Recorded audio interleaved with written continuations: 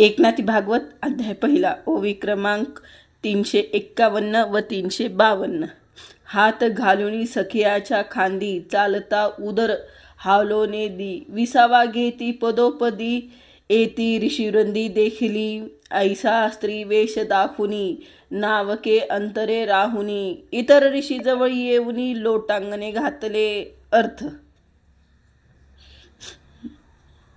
वेशधारी सख्याच्या खांद्यावर हात ठेवून त्याने आपले उदर हालू दिले नाही. 2-4 पावला टाकून जणू काही चालण्याची ताकद नाही असाच तो चालत होता.